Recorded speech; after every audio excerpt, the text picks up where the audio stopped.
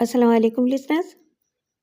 आइए तकसीम मुल्क से पहले की इस पुरस्कार शाहकार दास्तान का छठा हिस्सा सुनते हैं। बैलगाड़ी कोठी से निकलकर स्टेशन की तरफ रवाना हो गई। तकरीबन 2 कोस बाद पीछे से ठाकुर जी की जीप आती दिखाई दी। जब ये जीप करीब आई तो मालूम हुआ कि इस पर छोटे ठाकुर के अलावा सिर्फ ड्राइवर था, तीसरा कोई ना था। दोनों लठेत कोई देहाती गीत गा रहे थे। जीप ने बैलगाड़ी के सामने आके इसे रोक दिया और पूछा, मिश्रा जी क्या लिए जा रहे हो? मिश्रा जी के पास इस सवाल का कोई माकूल जवाब न था। सवाल करने वाला छोटा ठाकुर था। मिश्रा जी ने कहा, छोटे ठाकुर, ये सवाल तो आपने बड़े ठाकुर जी से किया होता। छोटे ठाकुर ने कहा, बैलगाड़ी की रफ्तार सुस्त कर दो, आगे पुलिस तुम्हारा इंतजार कर रही है। मिश्रा जी घबरा गया और कहा, तब फिर छोटे ठाकुर हमारे साथ साथ चलो कि हम पर अगर कोई मुसीबत पड़े तो इसे संभाल तो लो। छोटे ठाकुर ने कहा, मिश्रा जी तुम फिक्र न करो, मैं मामला संभाल लूँगा। और जीप तेजी से आगे स्टेशन की तरफ रवाना हो गई। खिलाफे तवक्को स्टेशन से कुछ पहले पुलिस ने जीप को रोक लिया और छोटे ठाकुर को नीचे उतारते हुए कहा, हमें इतला मिली है कि जीप पर 2 संदूक रखे हुए हैं और इन दोनों में 2 इंसानी लाशें हैं। ये नायब थानेदार शिवचरण था, ठाकुर जी का पक्का नमक खार। छोटे ठाकुर ने जीप से उतर के ड्राइवर से कहा, तू भी नीचे आ जा। और नायब थानेदार शिवचरण से कहा, खूब अच्छी तरह जीप की तलाशी ले ले, तूने हम पर ये कैसा बेहुदा इल्जाम लगाया है। शिवचरण और सिपाही जीप की तलाशी लेते रहे। छोटे ठाकुर ने इन सब का मजाक उड़ाया।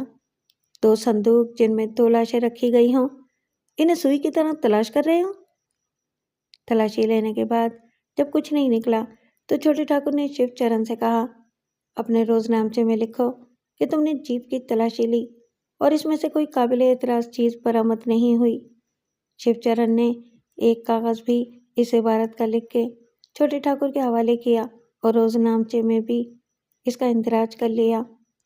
जीप कुछ आगे जाके एक दूसरे रास्ते से बैलगाड़ी के पास पहुंच गई। बैलगाड़ी रुकवाई और दोनों लठेतों से कहा, इन दोनों संदूकों को फौरन जीप पर रखवा दो। मिश्रा जी ने बैलगाड़ी से उतर के पूछा, वो क्यों छोटे ठाकुर? छोटे ठाकुर ने तहकमाना लहजे में कहा, बेवकूफ़ आदमी, आगे पुलिस इन दोनों संदूकों के इंतजार में बैठी है। मैं इसीलिए अपनी जीप तेरी बैलगाड़ी के आगे पीछे भगा रहा था। मिश्रा जी को यह अंदाजा तो था कि दोनों संदूकों में कोई खतरनाक चीज मौजूद है। फौरन दोनों लठेतों की मदद से संदूक जीप पर रखवा दिए। छोटे ठाकुर ने मिश्रा जी को समझाया, आगे पुलिस वाले बैलगाड़ी को रोकेंगे और पूछेंगे कि इस पर जो 2 संदूक रखे हुए थे वो कहाँ हैं। तुम मुकर जाना और कहना कि हम तो स्टेशन से ठाकुर जी के एक मेहमान को लेने आए हैं, हमारे पास संदूकों का क्या काम।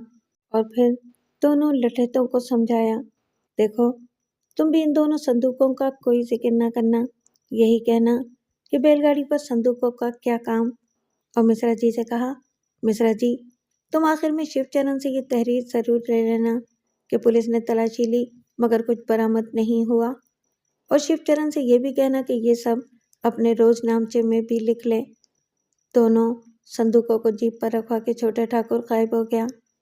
मिश्रा जी हैरान था कि मंसूबा क्या था और अब वो यकसर बदल दिया गया था, शायद इसलिए कि मिश्रा जी पर ठाकुर जी को एतबार नहीं था और असल मंसूबे से मिश्रा जी को लाइलम रखा गया था। बैलगाड़ी को भी आगे पुलिस ने रोक लिया और मिश्रा जी से पूछा, वो दोनों संदूक कहाँ हैं जिन्हें लेकर तुम चले थे? मिश्रा जी ने दोनों कानों पर हाथ रखे और कहा, मेरी तौबा, या आप मुझ पर कैसा इल्जाम लगा रहे हैं? कौन सा संदूक, कैसा संदूक? मैं तो ठाकुर जी के एक मेहमान को लेने स्टेशन जा रहा हूँ। इसी दौरान में छोटे ठाकुर की जीप दोनों के पास से गुजर गई। शिवचरण नायब थानेदार ने बैलगाड़ी से कुछ बरामद न होने की तहरीर मिश्रा जी को दे दी और अपने रोजनामचे में भी इसका इंदराज कर लिया। कई दिनों बाद दोनों की लाशें दरियाई गंगा से बरामद हुईं, लेकिन ये पता न चल सका कि दोनों को अगवा करके किसने कत्ल कर दिया। और दोनों की लाशें संदूकों में डाल के दरिया में बहा दी। अखबारात में इनका बड़ा चर्चा हुआ, मगर ठाकुर जी पर शुबा करने के बावजूद किसी ने इनका नाम नहीं लिया। शहरों में गांधी जी की आंदोलन नामी तहरीक जोरों पर थी और सारी इंतजामिया इसी तरफ लगी हुई थी। जमींदार के पुरसा ने कमिश्नर तक रसाई हासिल कर ली थी और वो अपने काश्तकार के हवाले से बता रहे थे कि जमींदार को ठाकुर जी के आदमी बद्री ने अगवा किया था। मगर बाद में दोनों की लाशें दरियाई गंगा में बहते हुए 2 संदूकों से बरामद हुईं। कमिश्नर की मजबूरी ये थी कि ठाकुर जी का खानदान अंग्रेज़ों का वफादार था और जमींदार के मामले में ठाकुर जी के खिलाफ कोई मौसर सबूत या शहादत भी नहीं मिल सकी थी। बस राजनगर के थाने से ये ज़रूर मालूम हुआ कि जमींदार और बद्री की गुमशुदगी के दौरान में ठाकुर जी की जीप और बैलगाड़ी की मुश्तबा हालतों में तलाशियां ली गई थीं, मगर इनके पास से कुछ भी नहीं निकला था। इस बार फिर ठाकुर जी बहुत बड़ी वारदात करके कानून के हाथों से साफ बच निकले थे। अब ठाकुर जी को इस मजसूब पहुंचे शाह की जुस्तजू थी, जो हालत दीवानगी में पेशगोई के जरिए ठाकुर जी को खौफजदा कर रहा था। ठाकुर जी ने पहुंचे शाह की तलाश में अपने कई आदमी लगा दिए कि वो जहां भी मिले इसे उठा के कोठी पर ले आए। रजनी कुमार से कहा, अब तेरे मुकाबले में एक पागल आ गया है, जरा अपनी मावराई कुव्वतों से पता लगा कि ये पहुंचे शाह हमें कोई नुकसान तो नहीं पहुंचाएगा। रजनी कुमार बहुत बशाश था। इसने पहुंचे शाह के बारे में तो कोई खबर न दी, बल्कि ठाकुर जी को एक दूसरी खुशखबरी सुनाते हुए कहा, बड़े ठाकुर जी, ये आपके लिए बेहतरीन वक्त है। रात मैंने देखा कि आप वकील से इसके दफ्तर में खुशी खुशी मिल रहे हैं और वकील भी आपसे बहुत तपाक से मिला। इतने में पत्तूलाल जी भी आ गए और वकील ने पत्तूलाल जी को अपने सामने बिठा लिया और कहा, पत्तूलाल जी, अब इस खेल को ख़त्म करो। बहुत दिन कृष्णा कुमारी को रख लिया, अब इसे ठाकुर जी के हवाले कर दो। फिर मैंने आपको बहुत गुस्से की हालत में देखा। आपने वकील से पूछा, ये मामला क्या है? तो वकील ने बताया कि ये सारा चक्कर पत्तूलाल जी का चलाया हुआ था और वकील ही के कहने पर अब पत्तूलाल जी ने बदरजाए मजबूरी ये फैसला किया है कि कृष्णा कुमारी को ठाकुर जी के हवाले कर दिया जाए, क्योंकि कृष्णा कुमारी अब भी इनके सिवा किसी के पास रहना नहीं चाहती। पत्तूलाल जी बहुत शर्मिंदा थे। वो आपसे कह रहे थे, कृष्णा कुमारी के सिलसिले में उन्होंने जो ज्यादती की है वो इसका नुकसान भरने को तैयार हैं। ठाकुर जी रजनी कुमार के अचानक चुप हो जाने से परेशान थे। बेचैनी से पूछा, आगे बता, फिर क्या हुआ? रजनी कुमार ने डरते डरते कहा, फिर पत्तूलाल जी ने कृष्णा कुमारी को आपके हवाले कर दिया। इस वक्त तो आप दोनों से कुछ नहीं बोले और कृष्णा कुमारी को कोठी में ले आए, मगर कृष्णा कुमारी को आपने कोठी के जिस हिस्से में रखा वो बिल्कुल कोई अलग थलग जगह थी। वहाँ मुझे और बहुत सी नौजवान लड़कियाँ और अधेड़ उम्र औरतें नजर आईं। इनके अलावा बहुत से मर्द भी कैदियों की तरह एक आहते में बंद थे। वो अजीब सी जगह थी, मैंने तो यहाँ कोई ऐसी जगह देखी नहीं। ठाकुर जी ने रजनी कुमार को डांट दिया, ज्यादा बकवास न कर। जो कुछ तूने देखा है इस पर तबसरे की भी कोई ज़रूरत नहीं। तू तो बस ये बता कि कृष्णा कुमारी ठीक तो थी और मैंने इसे जिस कमरे में रखा था वहाँ कोई और भी था? रजनी कुमार ने डरते डरते जवाब दिया, बस ठाकुर जी, इतना ही देखा था, लेकिन कृष्णा कुमारी जी कुछ बीमार लग रही थीं। ठाकुर जी ने कुछ सोचते हुए फिक्रमंद लहजे में कहा, वो बीमार तो होगी, पता नहीं इन बदमाशों ने इतने दिनों तक इसे क्या कुछ न किया होगा। जब वो बीमार पड़ गई होगी और इनके काम की नहीं रही होगी तो इसे हमारे हवाले कर देने का फैसला किया होगा। इस वक्त ठाकुर जी बहुत उदास भी थे और गुस्से में भी। रजनी कुमार से पूछा, मैंने इन दोनों को मारा नहीं, यानी मैंने इन्हें माफ क्यों कर दिया और चुपचाप कृष्णा कुमारी को क्यों यहाँ ले आया? रजनी कुमार ने इसके बाद कोई बात नहीं की। ठाकुर जी बेचैनी के आलम में टहलने लगे। अब ठाकुर जी के पास सिर्फ मिश्रा जी और मुंशी केदारनाथ रह गए थे। इन्हें रघु और बद्री जैसे 2 आदमी दरकार थे, मगर एतमाद का एक आदमी भी नहीं मिल रहा था। शायद अब वो दोनों को मार के पछता रहे थे। इनके कई अहम काम इन दोनों की कमी की वजह से नहीं हो पा रहे थे। मिश्रा जी और मुंशी केदारनाथ इन दोनों जैसे नहीं थे। जब से रजनी कुमार ने ये बताया था कि कृष्णा कुमारी ठाकुर जी को मिल जाएगी, इन्हें इस मिलने की साथ का बेचैनी से इंतजार था। छोटे ठाकुर की कुछ शिकायतें भी ठाकुर जी ने सुनी और इन्हें यह भी मालूम हुआ कि इनके दो आदमी छोटे ठाकुर के दाएं बाएं बाजू बने हुए हैं और इन दोनों की ठाकुर रतनलाल के छोटे से दरबार में वही हैसियत थी जो रघु और बद्री की ठाकुर जी की नजरों में थी। ठाकुर जी ने जोधा से ठाकुर रतनलाल की शिकायतें सुनी थीं। वो ठाकुर जी को ठाकुर रतनलाल के बारे में अजीब अजीब खबरें देता रहता था। शुरू में ठाकुर जी ने इन पर कोई खास ध्यान नहीं दिया, मगर वो जोधा को नजरों में रखे हुए थे और ये समझने की कोशिश कर रहे थे कि क्या ये शख्स रघु या बद्री की जगह ले सकता है। इसी दौरान में प्रभु ने भी ठाकुर रतनलाल के बारे में ठाकुर जी को जोधा जैसी बातें बताना शुरू कर दी। ठाकुर जी ने प्रभु को भी नजरों में रख लिया। गोया अब ठाकुर जी को प्रभु और जोधा की शक्ल में बद्री और रघु के मुताबादिल मिल गए थे। इन दोनों ने ठाकुर जी को इनके भतीजे रतनलाल के बारे में एक बात मुसलसल और तवातुर से बताई थी कि ठाकुर जी का ये भतीजा इनका वफादार नहीं है और इसने राजनगर के थानेदार से बड़े ताल्लुकात बना रखे हैं। ठाकुर जी ने इस सिलसिले में अपने भतीजे से जब भी बासपुरस की तो इसने यही उज़र पेश किया कि इसे इस तरह तरबियत हासिल करना पड़ रही है क्योंकि भगवान न करे अगर ठाकुर जी पर कोई वक्त पड़ जाए और इनकी अदम मौजूदगी में ठाकुर रतनलाल को थाना कचहरी करना पड़े तो इसका इसे पहले से तजुर्बा होना चाहिए। ठाकुर जी इसकी इस दलील को मुसलसल मानते रहे, लेकिन जोधा ने ठाकुर जी को ये बता के हैरान कर दिया कि अब रतनलाल पत्तूलाल जी से भी ताल्लुकात बढ़ा रहा है और वकील से भी खासी बेतकल्लुफी हो गई है। ठाकुर जी ने ठाकुर रतनलाल को तो वकील के पास इलाहाबाद रवाना कर दिया और हिदायत की कि वो हफ्ता 10 दिन वकील के साथ ही रहे और ये देखे कि वकील से किस तरह काम लिया जाता है और वकील अपने मौकिलों को किस तरह बेवकूफ़ बनाता है। भतीजे की अदम मौजूदगी में जोधा और प्रभु ठाकुर जी के बहुत करीब हो गए और ठाकुर जी ने भी इन दोनों से छोटे छोटे गैर कानूनी काम लेना शुरू कर दिए।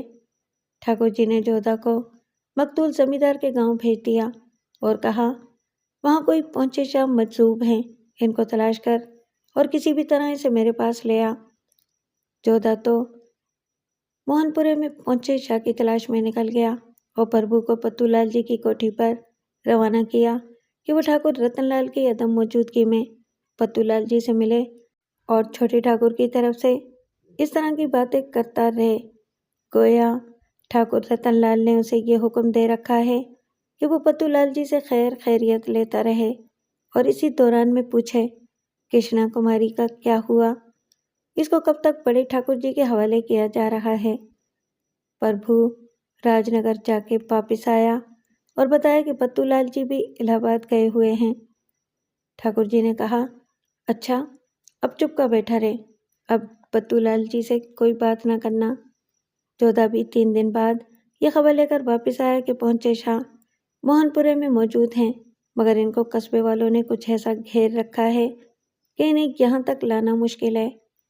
ठाकुर जी ने पूछा इसकी कोई खास बात, आजकल उसने क्या रट लगा रखी है।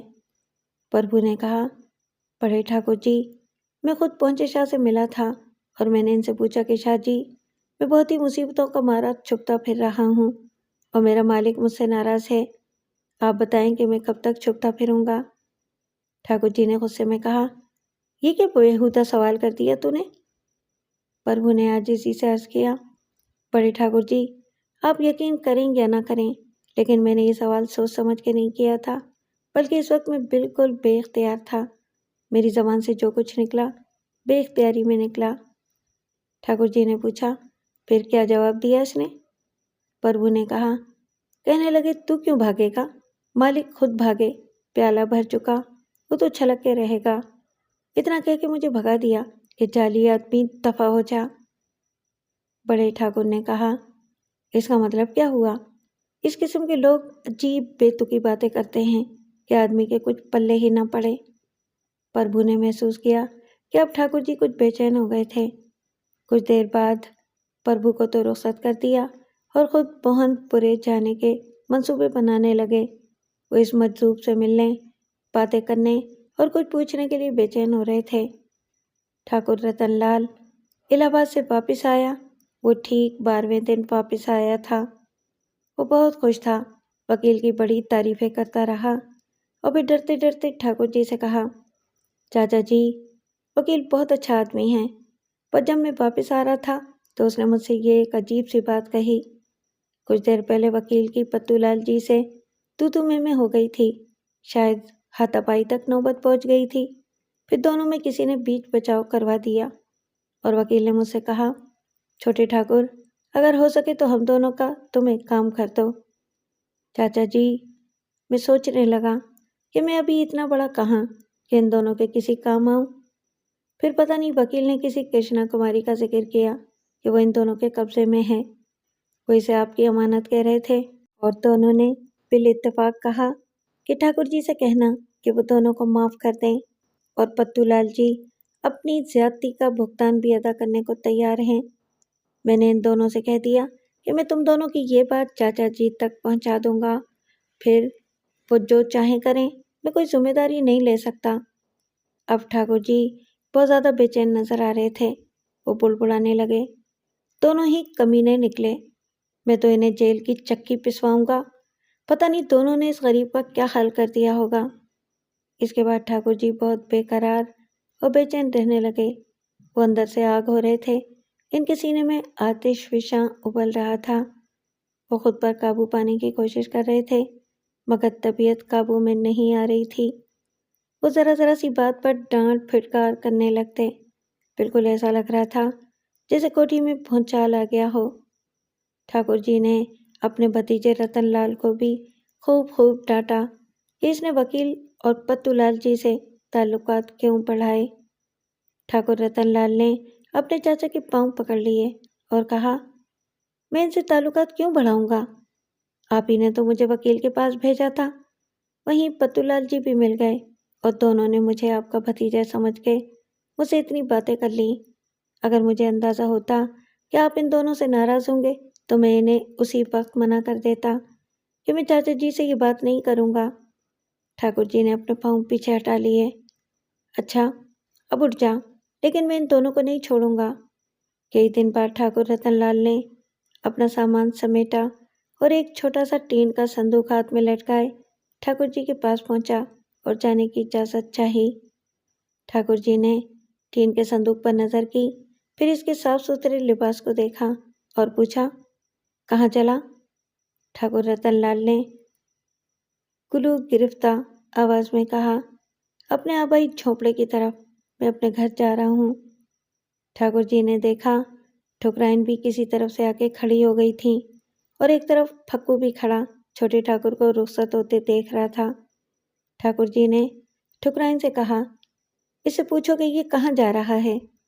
ठुकराइन ने कहा, तुम खुद पूछो।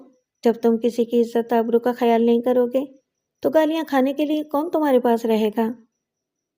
ठाकुर जी ने फक्कू से कहा, इसका बक्स लेकर अंदर कहीं रख दे। फक्कू ने आगे बढ़ के बक्स ले लिया। छोटे ठाकुर ने कहा, चाचा जी, इसमें मेरे अपने कपड़े हैं जो मैं घर से लेकर यहाँ आया था। ठाकुर जी ने हुक्म दिया, अच्छा अब बातें न बना और अंदर जा। ठाकुर रतनलाल रोने लगा और कहा, चाचा जी, आपकी बड़ी कृपा होगी, मुझे जाने दें। ठाकुर जी एकदम फट पड़े, सुना नहीं कि मैंने क्या कहा? अंदर जा। मैं तुझे अपनी मर्जी से लाया था, अब तू मेरी मर्जी के बगैर किस तरह चला जाएगा? जाके तो देख, मैं तो तुझे बंद करवा दूंगा। आखिर तू अपने आप को समझता क्या है?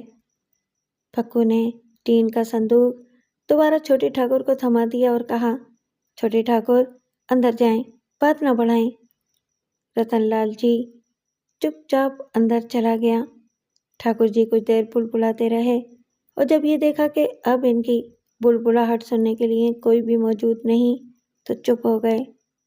दूसरे दिन ठाकुर जी ने रतनलाल को तलब किया इस वक्त वो बहुत खुशगवार मूड में थे। कहने लगे, अरे बेवकूफ़, तुझे तेरे घर से मैं लाया था। सुषमा से मैं तेरी शादी करूँगा। तू खुशकिस्मत है कि मेरे बाद ये ताल्लुकेदारी तुझको मिल जाएगी, और तू हिमाकत में अपनी खुशकिस्मती को लात मार के भाग जाना चाहता है। छोटे ठाकुर को मुसलसल रोना आ रहा था। कहने लगा, चाचा जी, अकेले में आप मुझे 10 जूते लगा दें, मैं उफ नहीं करूँगा, मगर ये जो आप हर किस और नाकिस के सामने ख्वार कर देते हैं, तो बस यही जी चाहता है कि गले में फंदा डाल के छत की धनी से लटक जाऊं। ठाकुर जी ने निहायत मुशफिकाना अंदाज में समझाया, अरे अहमक, तू इतने दिन से मेरे साथ है और मुझे नहीं समझा। मेरा दिल बुरा नहीं है, ज़बान अलबत्ता बुरी है। अब मैं ख्याल रखूँगा। छोटे ठाकुर ने एक बार फिर अपने चाचा के पाँव पकड़ लिए और फिर सर रख के ज़ारों कतार रोता रहा। इसकी आंखों से टपकने वाले आंसू ठाकुर जी का पाँव गीला करते रहे। आखिर कुछ देर बाद ठाकुर जी ने इसको अपने कदमों से उठाया और सीने से लगा लिया। कान में चुपके से कहा, हम कल सुबह मोहनपुरा चलेंगे, तू भी हमारे साथ चलेगा। सुना है पहुंचे शाह मोहनपुरे में मौजूद है। ठाकुर रतनलाल ने मना किया, चाचा जी, आप वहां न जाएं, क्योंकि जमींदार के घर वालों का आप पर शुबा है। अगर वो जोश में आकर कोई उल्टी सीधी हरकत कर बैठे तो बात कहीं से कहीं पहुंच जाएगी। ठाकुर जी ने कहा, मैंने कोशिश की थी कि पहुंचे शाह को उठवा लूं, लेकिन मेरे किसी आदमी की हिम्मत ही नहीं पड़ी। मुझे मौका मिला तो अपने साथ ले आऊंगा। ठाकुर रतनलाल बेबस हो गया, क्योंकि ठाकुर जी के मुकाबले में उसकी दाल नहीं गल सकती थी। ये भी तय था कि ठाकुर जी जो एक बार फैसला कर लेते थे, इससे पीछे नहीं हटते थे, और इन्हें इससे कोई सरोकार नहीं होता था कि इनका वो फैसला गलत है या सही। ठाकुर रतनलाल ने कहा, चाचा जी, फिर ऐसा करें कि 2-4 दिन बाद चलें। मैं अपना कोई आदमी भेज के जमींदार के घर वालों को इतला दे दूंगा, ताकि वो आपके शाया निशान इस्तकबाल करें। ठाकुर जी ने डांट दिया, पागल हुआ है? एक तरफ तो तू ये कहता है कि वो लोग मुझ पर शुबा करते हैं, और दूसरी तरफ मशवरा देता है कि मैं वहाँ अचानक ना जाऊँ, इतला दे के पहुँचूँ, ताकि वो मेरे खिलाफ कोई साजिश तैयार कर लें। मैं कोई इन्हें पुरसा देने थोड़ी जा रहा हूँ, मुझे तो पहुँचे शाह से मिलना है। रतनलाल चुप हो गया। ठाकुर जी ने रतनलाल को भी साथ चलने का हुक्म दिया और कहा कि सुबह 7 बजे तैयार रहे। 3 लठेत भी तैयार किए। जोधा और प्रभु को भी हुक्म दिया गया कि इन दोनों को भी साथ चलना है। जोधा और प्रभु के नाम पर रतनलाल के कान खड़े हुए और वो सोच में पड़ गया कि ठाकुर जी को ये 2 नाम अचानक क्यों याद आ गए। ठाकुर जी तो आराम करने चले गए। रतनलाल पहले तो रजनी कुमार से मिला और कहा, सुबह बड़े मार्के के सफ़र पर रवाना होना है। वहाँ जमींदार के घर वाले ठाकुर जी पर शुबा करते हैं, इसलिए पता नहीं वहाँ क्या सूरत हाल पेश आए। तू ज़रा अपने चमत्कार से बता कि ठाकुर जी का ये सफ़र कैसे रहेगा। रजनी कुमार ने इसको टाल दिया और कहा, छोटे ठाकुर, मैं कोशिश करूँगा कि मुझ पर वो कैफियत तारी हो जाए और आप जो जानना चाहते हैं वो मालूम हो जाए। रजनी कुमार के पास से वो प्रभु और जोधा के पास पहुंचा। वो दोनों इस वक्त अपनी लाठियों को सरसों का तेल पिला रहे थे। दोनों ठाकुर रतनलाल को अचानक अपने सामने देखकर घबरा गए। जोधा ने पूछा, छोटे ठाकुर, खैरियत तो है? हमसे कोई काम? छोटे ठाकुर ने जवाब दिया, मुझे हैरत है कि चाचा जी को तुम दोनों का ख्याल किस तरह आ गया। प्रभु ने कहा, वो मालिक हैं और हम सब इनके चाकर हैं। बद्री और रघु के बाद वो हम दोनों को अक्सर याद कर लेते हैं। छोटे ठाकुर ने मायनाखेज लहजे में कहा, लेकिन तुम दोनों तो मेरे आदमी हो। जोधा ने जवाब दिया, छोटे ठाकुर, ये दुरुस्त है कि हम दोनों आपके आदमी हैं, मगर हमारी बुनियाद तो बड़े ठाकुर जी से ताल्लुक़ रखती है। इनका हुक्म पहले और आपका इनके बाद। छोटे ठाकुर ने तेवरियां बदल के बात की, मुझे पहले और बाद से कोई सरोकार नहीं। मैंने तुम दोनों पर खासा खर्चा किया है, बस उसका ख्याल रखना। प्रभु ने खुशामदाना लहजे में कहा, छोटे ठाकुर, हम नीच ज़रूर हैं, मगर वफादारी में हम ऊंचों से किसी तरह कम नहीं हैं। जोधा ने दूसरी तरह की बात की और पूछा, छोटे ठाकुर, आपने हम पर कितना खर्च कर दिया है जो इसे अखट कर रहे हैं? अगर आप चाहते हैं कि हम आप पर बड़े ठाकुर जी को तरजीह न दें तो ये नामुमकिन है। आप अपनी जगह और बड़े ठाकुर जी अपनी जगह। रतनलाल ने जोधा का बदला हुआ लहजा देखकर प्रभु से कहा, देख प्रभु, ये कैसी बातें कर रहा है? इसे समझा कि अपनी खाल में रहे। मुझसे वफादारी करेगा तो फायदे में रहेगा। बड़े ठाकुर जी अपने वफादारों का जो हशर करते हैं सब जानते हैं। प्रभु ने कहा, छोटे ठाकुर, आप फिक्र न करें, मैं इसे समझा दूंगा। जोधा ने इसी बिगड़े अंदाज और लबो लहजे में बात की। तू क्या समझा देगा? मैं कोई बच्चा हूँ? छोटे ठाकुर ने महसूस किया कि बात बिगड़ जाएगी और पता नहीं ये नीच जात जोधा ठाकुर जी से क्या लगाई बुझाई करे और इसके खिलाफ तूफान उठ खड़ा हो। उसने जाते जाते कहा, अच्छा, बस ये याद रहे कि तुम दोनों को कल सुबह चाचा जी के साथ मोहनपुरे चलना है। ठीक 7 बजे हम चल देंगे। जोधा के जो तेवर थे, इनसे रतनलाल रात भर परेशान रहा। रात को ठाकुर जी की ठुकराइन से झड़प हो गई। ठुकराइन को शिकायत थी कि ठाकुर जी इन दिनों ताल्लुके पर ज़्यादा ध्यान नहीं दे रहे हैं और अपना सारा वक्त फजूल कामों में सर्व कर रहे हैं। ठाकुर जी ठुकराइन को डांटने लगे, तू ताल्लुके की बात करने वाली कौन होती है? एक ताल्लुकेदार को ताल्लुकेदारी के अलावा भी बहुत से काम करने होते हैं, तू क्या जाने? जिसके रुतबे हैं सिवा, इनको सिवा मुश्किल है। ठुकराइन ने मोहनपुरा जाने की मुखालफत की। मैं तुमको वहां नहीं जाने दूंगी। वहां के लोग तुम्हारे दुश्मन हैं। तुमको अगर कुछ हो गया तो मैं क्या करूंगी? ठाकुर जी ने कहा, अजीब बेवकूफ़ औरत है। मुझे क्या होगा? दूर दूर तक मेरी धाक बैठी हुई है। ठुकराइन ने कहा, जब कोई छुप के किसी पर वार करता है तो वहां धाक काम नहीं आती। ठाकुर जी को एकदम हंसी आ गई। अरे नेक वक्त, छुप के हमला करने के लिए भी बड़ी हिम्मत चाहिए। कोई करके तो देखे, मैं इसकी पूरी जमींदारी को खाक में मिला दूंगा। ठुकराइन ने थकार के पूछा, साथ कौन कौन जा रहा है? ठाकुर जी ने सारे नाम गिनवा दिए और कहा, दरअसल मैं पोचे शाह के पास जा रहा हूँ, वरना जमींदार को कौन पूछता है? ठुकराइन ने पूछा, ये रजनी कुमार वहाँ क्या काम आएगा? ठाकुर जी ने कहा, वहाँ इस जैसा एक और पागल मौजूद है। मैं किसी भी तरह पोचे शाह को यहाँ ले आऊँगा और रजनी कुमार के साथ रखूँगा। कहते हैं कि पोचे शाह जो बताते हैं वही हो जाता है। ठुकराइन ने कहा, यह अजीब शौक है कि जहाँ कोई कल की बातें बताने वाला मिला, ठाकुर जी ने इसको कैद कर लिया। मैं फिर यही कहूँगी कि अपनी ताल्लुकेदारी पर ध्यान दो। पहले कभी 2-4 साल में कमिश्नर, डिप्टी कमिश्नर, कोतवाल और दूसरे बड़े बड़े लोगों की दावतें हो जाया करती थीं। कृष्णा कुमारी के चक्कर में पड़ के तुमने दावतों का सिलसिला ही बंद कर दिया। ठाकुर जी ने कहा, ये दावतों की याद दहानी तूने खूब कराई। मैं ज़रा 2-4 कामों से फरागत हासिल कर लूँ, फिर सबकी शानदार दावत करूँगा।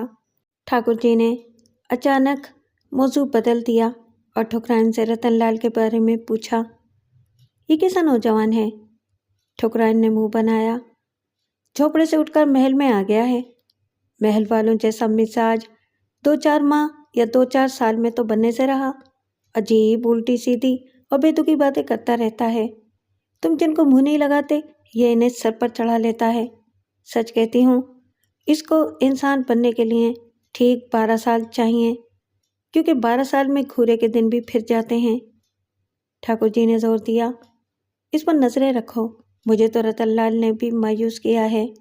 ठाकुर जी किसी मुआविन और मददगार के मुतलाशी थे, क्योंकि ताल्लुकादारी में इतने बखेड़े थे कि अब ठाकुर जी को अपने जैसे आदमी की ज़रूरत थी, जिसके जहन में नफ़ा नुकसान का एहसास पाया जाता हो।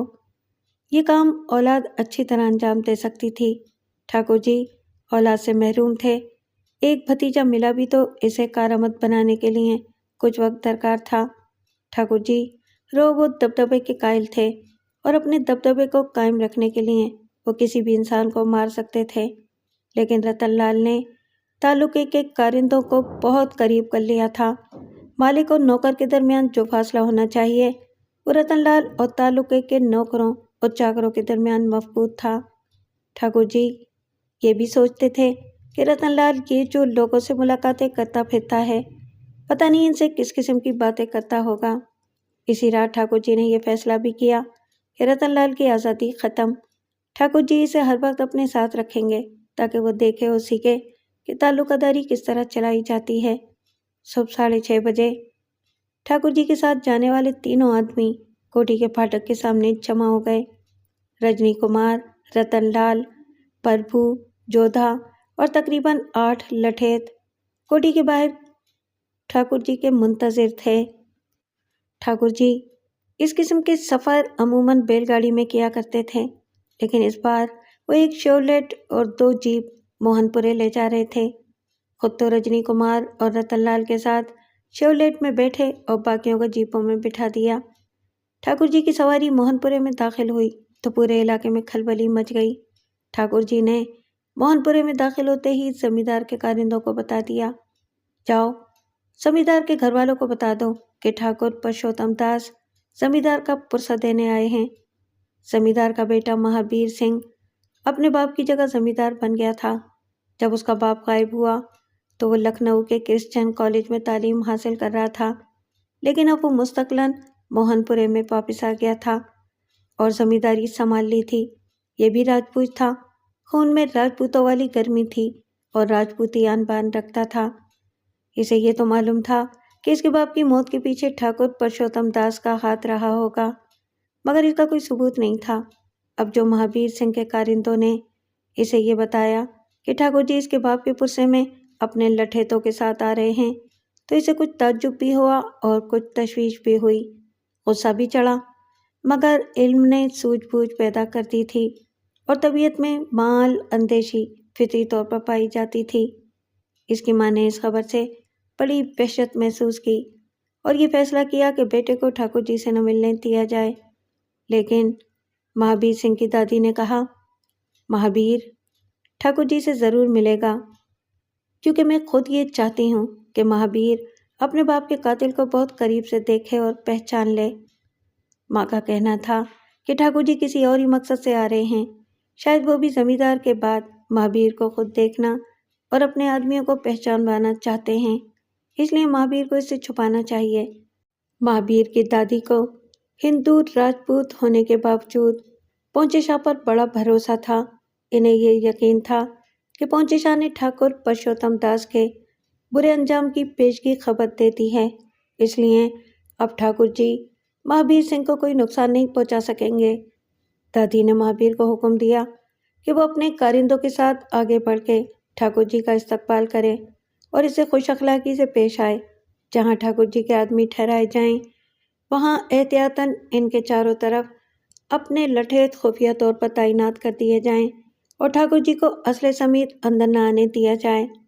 बहू ने कहा, अगर ठाकुर जी अपने असले के साथ अंदर आएंगे तो हमें से किस में हिम्मत है जो इन्हें आने से रोकेगा। दादी ने बड़े तनतने में अकड़ के कहा, इसे मैं रोकूंगी, तुम लोग सामने से हट जाना। ठाकुर जी की सवारी जमींदार की हवेली के अहाते में दाखिल हुई तो इन्हें यह देखकर बड़ी हैरत हुई कि महावीर सिंह और इसके कारिंदे ठाकुर जी के इस्तकबाल के लिए पहले से मौजूद थे। गाड़ी से उतरते हुए इधर उधर नजरें दौड़ाईं तो सामने जमींदार की डेवढ़ी नजर आई। अहाते की अंदरूनी दीवारों के किनारे किनारे कोठरियां बनी हुई थीं। इन्हीं कोठरियों में चंद शानदार कमरे भी थे। इन कोठरियों में जमींदार के कारिंदे रहते थे, मगर शानदार कमरे मेहमानों के लिए तामीर हुए थे। ठाकुर जी ने गाड़ी से उतरते ही महावीर सिंह को सीने से लगाया, सर पर हाथ फेरा और दूसरे हाथ से पीठ थपथपाई। सबर बेटे सबर, जिसने भी तुझ पर यह जुल्म किया बहुत बुरा किया, भगवान इसको माफ़ नहीं करेगा। महावीर सिंह के पूरे वजूद में आग सी लगी हुई थी। इसे ठाकुर जी की मुनाफिकत पर बेहद गुस्सा आ रहा था। इसका दिल भर आया और आवाज़ भर्रा गई, बेशक ठाकुर चाचा, जिसने भी हम पर जुल्म किया है इसे भगवान माफ़ नहीं करेगा।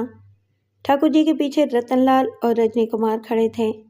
ठाकुर जी ने रतनलाल से कहा, भतीजे, जमींदार के बेटे महावीर सिंह से मिल, मैं बूढ़ा हो रहा हूँ, आइंदा तुम दोनों ही ताल्लुकात निभाओगे। और महावीर सिंह से कहा, मेरा कोई बेटा नहीं, बस ये भतीजा ठाकुर रतनलाल ही मेरा बेटा है। ठाकुर जी के लठेत मिश्रा जी, प्रभु और जोधा दोनों जीपों से उतर के दूर पीछे खड़े हुए थे। ठाकुर जी ने मुड़ के अपने आदमियों की तरफ देखा तो महावीर सिंह ने अपने 2 कारिंदों को हुक्म दिया, इन सबको मेहमान खाने में ठहराओ। ठाकुर जी, महावीर सिंह और इन दोनों के पीछे रतनलाल और रजनी कुमार आहिस्ता आहिस्ता ड्योढ़ी की तरफ चलने लगे। ठाकुर जी कह रहे थे, मुझे तो हैरत है कि मेरा अपना इंतहाई वफादार आदमी बद्री किसी का आलयकार बन गया और इस तरह बना कि अपनी भी जान गंवाई और जमींदार को भी अपने साथ। महावीर सिंह ने ठाकुर जी को मना किया, ठाकुर चाचा, अब इस जिक्र को छोड़ें क्योंकि नाहक जख्म खरे हो जाते हैं। ठाकुर जी ने चलते चलते महावीर को दोबारा सीने से लगा लिया। बेटे महावीर, मैं तो पुरसा देने आया हूँ, ये जिक्र तो होगा ही। ठाकुर जी की नजरें ड्योढ़ी पर गईं तो वहां दरवाजे पर एक बूढ़ी औरत खड़ी दिखाई दी। इसके आन बान से खड़े होने का अंदाज बताता था कि वो कोई मामूली औरत नहीं। महावीर ने भी ड्योढ़ी की तरफ देखा कि ठाकुर जी क्या देख रहे हैं। वहां दादी को देखकर महावीर ने कहा, वो मेरी दादी हैं, आपके इस्तकबाल के लिए बाहर निकल आई हैं। ठाकुर जी ने कहा, बहुत शानदार खातून लगती हैं। जब ये लोग ड्योढ़ी के दरवाजे पर पहुंचे तो दादी ने इनके सामने खड़े होकर ठाकुर जी से पूछा, ठाकुर जी, तुम निहत्ते हो? दादी के सवाल पर सभी चौंक गए। रतनलाल ने इन शानदार बूढ़ी औरत को इसलिए गौर से देखा कि इसने पहली बार एक औरत को ठाकुर जी से दुरुस्त लहजे में सवाल करते देखा था। रजनी कुमार के पूरे जिस्म में खौफ से सनसनाहट दौड़ गई थी। देखो, अब इस बूढ़ी को ठाकुर जी से ऊंची आवाज में बात करने की क्या सजा मिलती है। ठाकुर जी ने महावीर की दादी को जवाब दिया, अम्मा जी, यह आप मुझसे कैसा सवाल कर रही हैं? दादी ने इसी लबो लहजे में कहा, अगर अपने साथ पिस्तौल लाए हो तो इसे हमारे हवाले कर दो। ठाकुर जी के चेहरे की रंगत बता रही थी कि वो दादी के हाथों अपनी बेइज्जती इंतहाई जब्र से बर्दाश्त कर रहे हैं। अम्मा जी, मैं यहाँ पुरसा देने आया हूँ, अपने साथ पिस्तौल या कोई दूसरा हथियार क्यों लाऊंगा? और पीछे मुड़ के अपने भतीजे रतनलाल से कहा, तू अपने साथ कोई हथियार तो नहीं लाया? अम्मा जी बहुत दुखी मालूम होती हैं। जवान जहान बेटे की हादसाती मौत ने शायद इनका दिमागी तवाजुन ही बिगाड़ दिया है। हमें इनकी किसी बात का भी बुरा नहीं मानना चाहिए। रतनलाल ने दादी से कहा, दादी माँ, आप हमारी तलाशी ले लें। महावीर ने आगे बढ़ के अपनी दादी को समझाया, दादी माँ, ठाकुर चाचा अपने मेहमान हैं, इनकी बेइज्जती ना करें। दादी गुस्से में बुड़बुड़ाती हुई अंदर चली गईं और महावीर ने ठाकुर जी को अंदर ले जाके बड़े हाल में बिठा दिया। ठाकुर जी जिस सोफे पर बैठे थे इसके बराबर ही दूसरे सोफे पर महावीर बैठ गया और ऐन मुकाबिल दादी ने जगह संभाल ली। ठाकुर जी के पीछे रतनलाल और रजनी कुमार बैठ गए। ठाकुर जी ने महावीर से पूछा, बेटे महावीर, मैं सख्त मुश्किल में हूँ कि पुरसा किसे दूँ, तुम्हें या अम्मा जी को? महावीर ने जवाब दिया, ठाकुर चाचा, आप यहाँ आए आपकी बड़ी मेहरबानी। दादी माँ की मौजूदगी में आप पुरसा इन्हीं को दें। ठाकुर जी ने महावीर से कहा, मैं पुरसा तो इन्हीं को दूंगा, लेकिन तुम्हारी बड़ी मेहरबानी कि मेरे भतीजे और इसके साथ बैठे हुए रजनी कुमार को कुछ देर के लिए यहाँ से ले जाओ। मैं अम्मा जी से कुछ खास बातें करना चाहता हूँ। महावीर को डर लगा कि ठाकुर जी इसके ग़याब में दादी माँ से पता नहीं क्या सलूक करें। कहा, ठाकुर चाचा, जो बात करनी है मेरे सामने करें। ठाकुर जी की पेशानी पर शिकने पड़ गईं। तब फिर तुम इन दोनों को यहाँ से हटा दो। मैं वो बातें तुम्हारे सामने भी कर सकता हूँ, मगर इन दोनों के सामने वो बातें ना हो तो बेहतर है। महावीर ने रतनलाल और रजनी कुमार को एक ऐसे हिस्से में पहुंचा दिया जहाँ बहुत सी देहाती औरतें काम में लगी हुई थीं। कुछ धान कूट रही थीं, कुछ अनाज में से कंकर पत्थर चुन रही थीं और सामने सहन में एक मोर पर फैलाए खड़ा रक्स में मशगूल था। रजनी कुमार को एक झटका सा लगा और इसे मुंशी केदारनाथ के गांव की वो सांवली 13 साला लड़की याद आई जिसे कुमार ने एक नाले से उठा के पाल लिया था, और वो 13 साला लड़की रजनी कुमार से सिर्फ यही पूछ रही थी कि वो इसके माँ बाप का पता बता दे। और रजनी कुमार ने लड़की के सवाल के जवाब में बिल्कुल यही माहौल देखा था जो इस वक्त इसकी नज़रों के सामने था। महावीर दोनों को छोड़ के ठाकुर जी के पास वापस आ गया। ठाकुर जी ने दादी से कहा, अम्मा जी, मैं ये चाहता तो नहीं था कि आपके पोते महावीर के सामने आपके बेटे की वो बातें करूं जिन्हें गुजरे 14-15 साल हो गए, मगर मैं ऐसा महसूस कर रहा हूं जैसे कल की बात हो।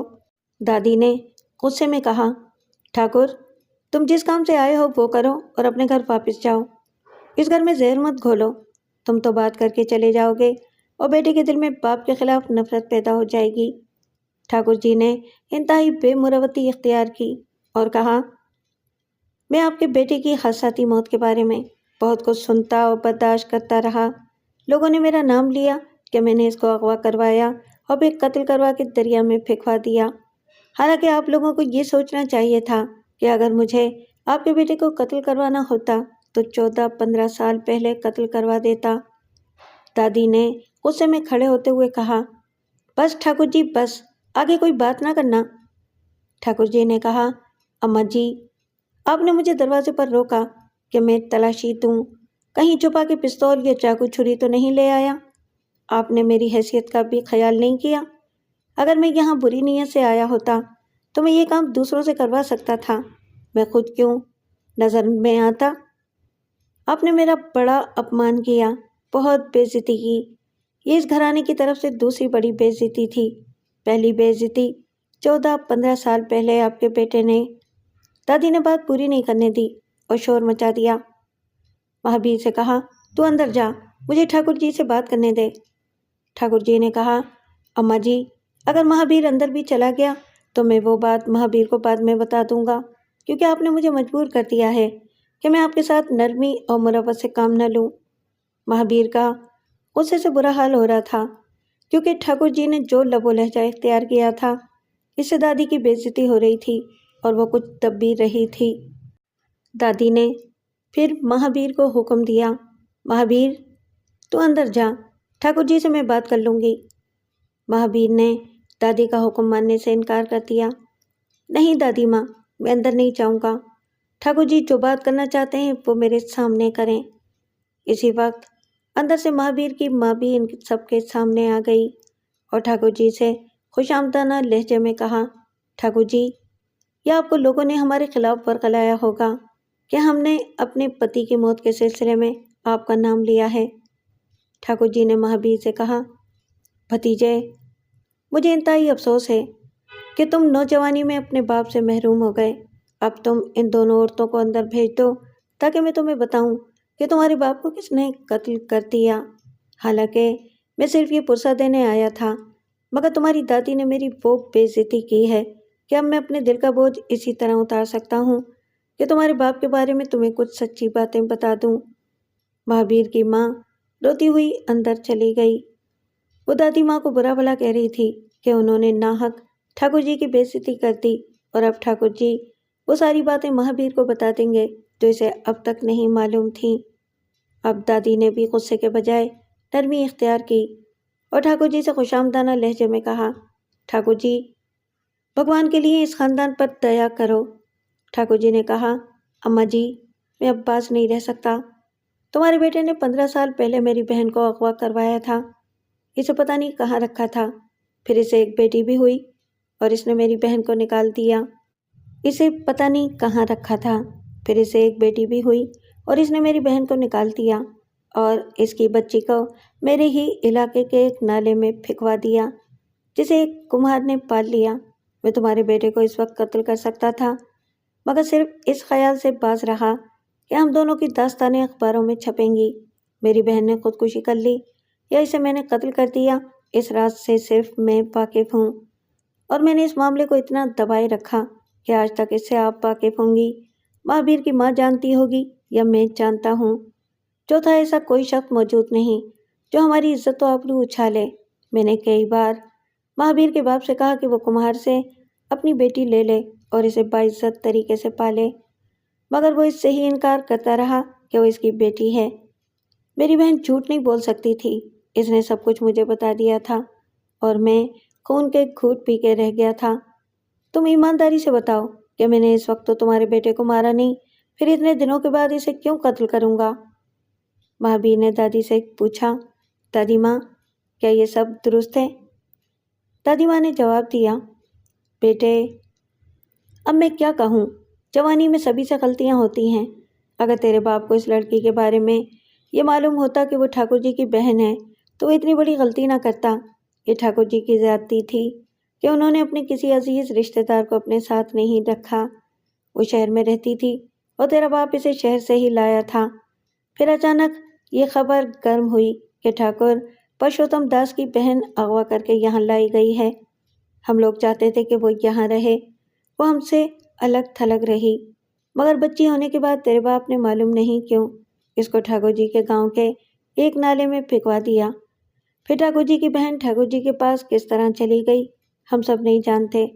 बस इसी वाक़ये से दोनों खानदानों में दुश्मनी हो गई। ठाकुर जी यही बातें तुझको बताना चाहते थे। महावीर ने पूछा, दादी माँ, पिताजी ने अपनी बेटी को ठाकुर जी के ताल्लुके के किसी नाले में क्यों फेंकवा दिया था? दादी ने ठाकुर जी की तरफ देखते हुए कहा, बेटे महावीर, अब मैं क्या करूं? कुछ कहूंगी तो ये ठाकुर जी हमें झुठला देंगे। हालांकि मेरे बेटे का ये कहना था कि किसी ने ठाकुर जी की बहन को यहाँ से उठवा लिया था। बच्ची कहीं और पैदा हुई और इसे नाले में भी किसी और ने फेंकवाया। बाद में मशहूर हुआ कि ठाकुर जी की बहन ने खुदकुशी कर ली, जबकि तेरे बाप को यकीन था कि ठाकुर जी ने अपनी बहन को खुद अगवा करवाया था और जब बच्ची पैदा हुई तो ठाकुर जी ही ने उसको नाले में फेंकवा दिया और अपनी बहन को कत्ल कर दिया। पता नहीं इसमें कितना सच है और कितना झूठ, मगर तेरा बाप ये सारी बातें यकीन से कहा करता था। ठाकुर जी ने निहायत दुख से कहा, लो भाई, एक कत्ल और मुझसे मंसूब कर दिया गया। ये मुझ पर बदतरीन तोहमत है कि मैंने अपनी बहन की बच्ची को नाले में फेंकवा दिया और बहन को कत्ल कर दिया। हालांकि अगर मुझको कत्ल करना होता तो अम्मा जी के बेटे को कत्ल कर देता। कुछ देर के लिए सन्नाटा तारी हो गया। आखिर महावीर ने पूछा, तो वो बच्ची कुमार ने पाल ली? ठाकुर जी ने जवाब दिया, सुनने में तो यही आया है, मगर किसी को भी ये नहीं मालूम कि इस बच्ची के माँ बाप कौन हैं। महावीर ने दादी से पूछा, दादी माँ, आप लोगों को ये सारी बातें किसने बताई कि बच्ची को नाले में फेंक दिया गया और इसे कुमार ने पाल लिया? दादी माँ ने जवाब दिया, हमें कौन बताता। पास पड़ोस में अगर कोई ऐसी वैसी गैर मामूली बात हो जाती है तो इसका चर्चा दूर दूर तक हो जाता है। ठाकुर ने महावीर को तसल्ली दी, भतीजे, मैंने कहा तो है कि मैंने 15 साल पहले रवादारी से काम लिया था और इसी जज्बा रवादारी का मुजाहरा आज कर रहा हूँ कि तेरे बाप की हादसाती मौत का पुरसा देने आया हूँ और तुझसे वादा करता हूँ कि अगर तुझे भतीजा कहा है तो मैं इस रिश्ते को जिंदगी भर निभाऊंगा। शायद दादी को अपनी गलती का एहसास हो गया था। कहने लगी, ठाकुर जी, आपकी मोहब्बत और जज्बा खैर सगाली का बहुत बहुत शुक्रिया, मगर अब हमें अपने हाल पर छोड़ दें और अगर मुझसे कोई ज्यादती हो गई है तो मुझे माफ़ कर दें। ठाकुर जी ने एकदम चोला बदला और उनके दादी के पाँव पकड़ लिए। अम्मा जी, आप कैसी बातें करती हैं? वो तो मैं दरवाजे पर आपके रोक देने की वजह से वक्ती तौर पर मुश्तइल हो गया था, वरना आप मेरी माँ की जगह हैं और महावीर मेरा भतीजा है। जब भी मेरी ज़रूरत हो आधी रात को बुलवा लें। दादी आंसुओं से रोने लगीं क्योंकि इनको अचानक एहसास हो गया था कि उन्होंने ठाकुर जी के खिलाफ जिस जज्बातियत का मुजाहरा किया था, इसकी सज़ा ये पागल शैतान इनके पोते को दे सकता है और इस तरह इनके ख़ानदान का चिराग ही बुझ जाएगा। दादी उठ के अंदर चली गईं। ठाकुर जी ने दादी के जाते ही महावीर से कहा, बुढ़ापे में आदमी सटिया जाता है। मुझे अफसोस है कि मैं भी सटिया गया और गुस्से में ओल फोल पकने लगा। महावीर ने बड़े दुख से कहा, ठाकुर चाचा, वाकई आपके साथ बड़ी ज्यादती हुई। पिताजी को ऐसा नहीं करना चाहिए था। ठाकुर जी ने मोहब्बत से महावीर का हाथ पकड़ लिया और दादी के जाने वाले रास्ते की तरफ देखते हुए राजदारी से कहा, भतीजे, असल बात तो ये थी कि तेरा बाप मेरी बहन से मोहब्बत करता था और शायद इसने छुपके शादी भी कर ली थी। मगर जहाँ तक मैं जानता हूँ, तेरी दादी ने मेरी बहन की सबसे ज़्यादा मुखालफत की थी। इसने मेरी भांजी को मेरे इलाके के गांव के नाले में फेंकवाया और इसी ने मेरी बहन को निकलवाया और कत्ल करवा दिया। वरना तेरा बाप तो बहुत शरीफ था और इसी शराफत की वजह से मैंने तेरे बाप से इंतकाम नहीं लिया। महावीर ने कहा, लेकिन ठाकुर चाचा, अभी कुछ देर पहले तो आप ये कह रहे थे कि पता नहीं आपकी बहन ने खुदकुशी कर ली या इन्हें आपने मार दिया, और अब आप दादी माँ को कातिल करार दे रहे हैं। ठाकुर जी ने महावीर का हाथ दबाया। भतीजे, बात समझा कर। मैंने तेरी दादी को मकबूतुल हवास जो देखा और इनकी उल्टी सीधी हरकतों पर गौर किया तो अंदाज़ा हुआ कि बुढ़ापे ने तो इन्हें अकल से पैदल कर ही दिया है। जवान बेटे की हादसाती मौत ने इन्हें कहीं का ना रखा। अब इस हालत में अगर मैं तेरी दादी को आईना दिखा देता तो वो वापस से बाहर हो जाती। हम ठहरे ठाकुर, शरीफ खानदान के जिम्मेदार इंसान, बस अब ज़्यादा। और ठाकुर जी कुछ कहते कहते रुक गए। महावीर ने ठाकुर जी से वादा किया, ठाकुर चाचा, आप कुम्हार को लड़की समेत मेरे पास भिजवा दें। वो मेरी बहन है, मैं इसे स्वीकार कर लूँगा। ठाकुर जी के चेहरे पर बशाशत दौड़ गई। ये है शरीफ माँ बाप और असल नस्ल के राजपूत घराने के खून का असर। मैं कुमार को तेरी बहन के साथ भेज दूंगा। कुछ देर बाद दादी फल वगैरह लेकर आ गईं। दो नौकरानियाँ फलों के टोकरे रखकर वापस चली गईं। दादी ने महावीर से कहा, इन दोनों को भी बुलवा ले, यानी ठाकुर जी के भतीजे और इसके साथी को। महावीर दोनों को बुलाने चला गया तो ठाकुर जी ने रजनी कुमार के बारे में बतौर खास दादी को बताया। अम्मा जी, मेरे भतीजे के साथ जो आया है वो हमारे इलाके का नामी गिरामी ज्योतिषी है। इसने 1 साल पहले ही ये कह दिया था कि यहाँ 2 साल बारिश नहीं होगी। 1 साल तो सूखे में गुजर गया, दूसरा भी बिन बरखा गुजर जाएगा। बड़े कमाल का नजूमी है। दादी ने भी इसका जिक्र सुन रखा था। कहने लगी, पाठ ठाकुर जी, आपने पहले इसका तारुफ नहीं करवाया। बरखा तो अपने इलाके में भी नहीं हुई, सभी परेशान हैं। क्या ये हमें भी कुछ बताएगा? ठाकुर जी ने कहा, क्यों नहीं बताएगा। आप इसे 2-4 दिन अपने पास रखें और फिर इसके करिश्मे देखें। सच कहता हूँ, बड़े काम का जवान है। महावीर दोनों को ले आया। दादी ने रजनी कुमार से पूछा, बेटे, तो तू ही है वो नजूमी जिसने 2 साल के लिए बरखा ही रुकवा दी? वैसे तेरा नाम क्या है? रजनी कुमार ने अपना नाम बताया और कहा, दादी माँ, मुझ पर इल्ज़ाम न लगाएं कि मैंने इस इलाके में 2 साल के लिए सूखा डाल दिया है। दादी ने कहा, मैं भी तुझसे कुछ पूछूंगी। अपने ठाकुर जी ने इजाज़त दे दी है कि मैं 2-4 दिन तुझे अपने पास रखूं। रजनी कुमार ने ठाकुर जी की तरफ देखा और कहने लगा, दादी माँ, मेरा इल्म तो इख्तियारी। ठाकुर जी ने बात काट दी। तुझे बात करने की कोई ज़रूरत नहीं, मैंने तेरे बारे में सब कुछ बता दिया है। महावीर को रजनी कुमार के बारे में मालूम हुआ तो उसने भी रजनी कुमार में गैर मामूली दिलचस्पी ली और कहा, ठाकुर चाचा, अच्छा किया आपने इसे 2-4 दिन के लिए हमारे पास छोड़ दिया। ठाकुर जी ने कहा, तू 2-4 दिन की बात कर रहा है? मेरी तरफ से तो इसे 1 हफ्ता रख। अब माहौल इंतहाई खुशगवार हो गया था। सब फल खाते और आपस में बातें करते रहे। इतने में हवेली का कोई नौकर कंधे पर अंगूछा डाले महावीर के पीछे खड़ा हो गया और आहिस्ता से कहा, छोटे ठाकुर, आपसे कोई मिलने आया है। महावीर उठकर बाहर चला गया। कुछ देर बाद वापस आया तो इसके साथ मोहनपुरे का थानेदार भी था। थानेदार ने ठाकुर जी को अदब से सलाम किया और कहा, मुझे किसी ने बताया कि ताल्लुकेदार साहब तशरीफ़ लाए हैं, तो मैंने सोचा कि क्यों ना मैं भी सलाम करता चलूं। ठाकुर जी ने देखा उसकी तरफ तो उनके चेहरे का रंग अचानक बदल गया। पेशानी पर शिकने पड़ गईं और महावीर से पूछा, ये खुद आया है या इसे बुलवाया गया है? थानेदार ने आजिज़ी से अर्ज़ किया, ठाकुर जी, मैं खुद आया हूँ, मुझे किसी ने बुलवाया नहीं है। ठाकुर जी ने दादी की तरफ देखते हुए कहा, अम्मा जी, बुरा न माने, मेरे साथ विश्वासघात हुई है। महावीर घबरा गया। कहने लगा, ठाकुर चाचा, आप ये क्या कह रहे हैं? ऐसी कोई बात नहीं है। ठाकुर जी ने कहा, अगर ऐसी कोई बात नहीं है तो ये हम शरीफों की घरेलू बातों के दरमियान क्यों मुखिल हुआ? भतीजे, हमें नहीं मालूम कि तुम्हारे ख़ानदान में पुलिस वाले इस तरह अचानक आके बेतकल्लुफ़ी से बैठ जाते हैं। हमारे यहाँ तो ऐसा नहीं होता। थानेदार खड़ा हो गया और ठाकुर जी से कहा, ठाकुर जी, मैं तो आपको सलाम करने आ गया था और आपने मुझे जलील करके रख दिया। थानेदार फौरन ही बाहर निकल गया।